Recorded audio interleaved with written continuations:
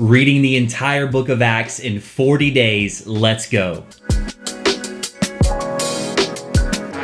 Hey, my name's Alex. Thank you so much for clicking on this video. I truly believe that it's going to encourage you, inspire you, and most of all, God is going to speak to you through His Word. I'm going to dive into reading in just a moment, but if you want to skip the reading portion, maybe you've read it before or you want to read it on your own time, you can go to this timestamp and it'll take you directly to the devotional content of this video, because I have a few thoughts that I've pulled out of the scriptures that I want to share with you, and I really think it's going to help you and it's going to encourage you and potentially change your life. So if you want to skip ahead, you can do that right now. Before we dive into the reading, make sure you like this video and subscribe to the channel. Now let's dive into the Word. Acts chapter 2, verse 1. On the day of Pentecost, all the believers were meeting together in one place. Suddenly there was a sound from heaven like the roaring of a mighty windstorm, and it filled the house where they were sitting. Then what looked like flames or tongues of fire appeared and settled on each of them. And everyone present was filled with the Holy Spirit and began speaking in other languages as the Holy Spirit gave them this ability. At that time there were devout Jews from every nation living in Jerusalem. When they heard the loud noise, everyone came running, and they were bewildered to hear their own languages being spoken by the believers. They were completely amazed. "How can this be?" they exclaimed. "These people are all from Galilee, and yet we hear them speaking in our own native languages. Here we are, Parthians, Medes, Elamites, people from Mesopotamia, Judea, Cappadocia, Pontus, and provinces of Asia, Pytharia, Panthea, Egypt, and areas of Libya around Cyrene, visitors from Rome, both Jews and converts to Judaism, Cretans and Arabs, and we all hear these people speaking in our own languages about the wonderful things God has done." They stood there amazed and perplexed. "What can this mean?" they asked each other. But others in the crowd ridiculed them, saying, "They're just drunk, that's all." Then Peter stepped forward with the 11 other apostles and shouted to the crowd, "Listen carefully, all of you, fellow Jews and residents of Jerusalem. Make no mistake about this. These people are not drunk, as some of you are assuming. 9 o'clock in the morning is much too early for that. No, what you see was predicted long ago by the prophet Joel. In the last days, God says, I will pour out my spirit upon all people. Your sons and daughters will prophesy, your young men will see visions, and your old men will dream dreams. In those days I will pour out my spirit even on my servants, men and women alike, and they will prophesy. And I will cause wonders in the heavens above and signs on the earth below. The sun will become dark and the moon will turn blood red before that great and glorious day of the Lord arrives. But everyone who calls upon the name of the Lord will be saved. People of Israel, listen. God publicly endorsed Jesus the Nazarene by doing powerful miracles, wonders, and signs through him, as you well know. But God knew what would happen, and his prearranged plan was carried out when Jesus was betrayed. With the help of the lawless Gentiles, you nailed him to a cross and killed him. But God released him from the horrors of death and raised him back to life, for death could not keep him in its grip.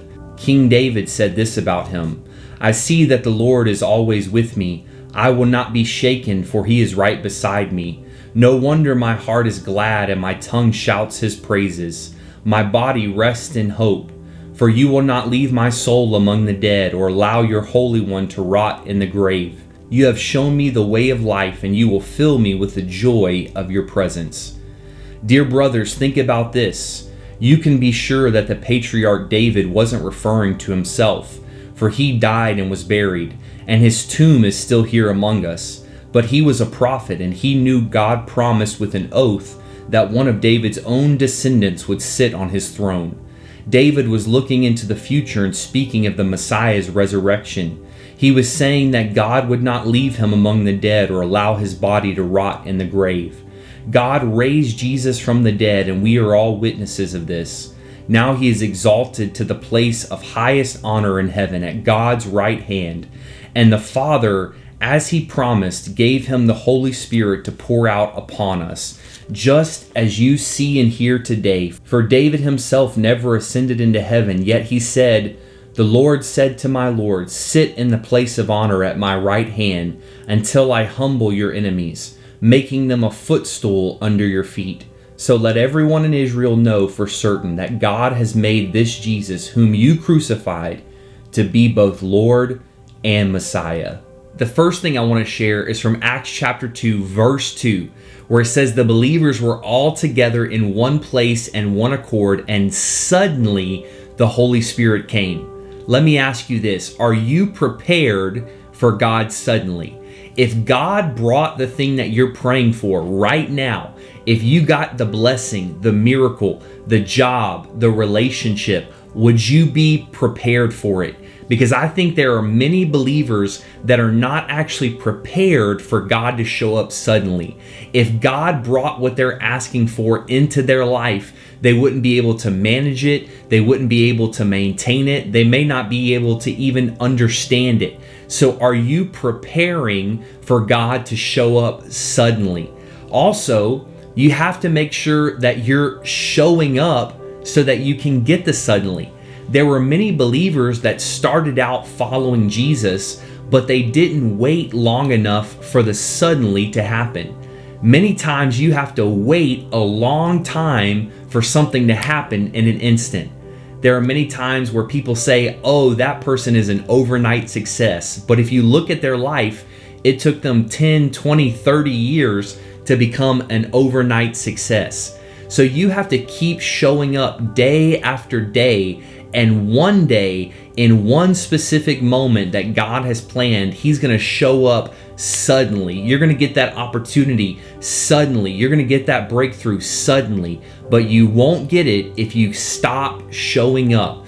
If you stop and give up, if you say, God's taking too long, I'm tired of waiting, I'm tired of praying, I'm tired of believing. If you give up too soon, you may miss your suddenly.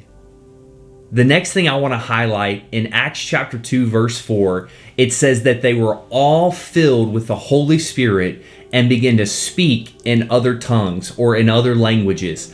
I want to encourage you, the promise of the Holy Spirit, the baptism of the Holy Spirit is available to you. It's available to all people.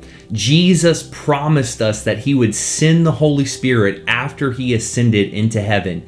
And before that, the prophet Joel prophesied that the Spirit would be poured out on all flesh, all people, young, old, male, female. It doesn't matter your status in life. You have access to the promise of the Holy Spirit. And so I want to encourage you right now to begin to pray and believe that God will baptize you in His Spirit and that He will give you the gift of speaking in other tongues and speaking in other languages. In my life, I've actually been used by God to speak languages that I do not know how to speak naturally at all. But in a prayer meeting or on a missions trip, I actually begin to speak with other languages and share the gospel with people, just as we see in the book of Acts. So I've experienced this for myself, and I want to encourage you, you can experience it too. Maybe you've heard before from preachers or from different teachers that the Spirit is not for today, that speaking in tongues is not for today. But I believe this is a trick of the enemy, because he knows the power that you will receive when you are filled, when you are baptized with the Holy Spirit. So make sure that you are praying and believing to be baptized in the Holy Spirit.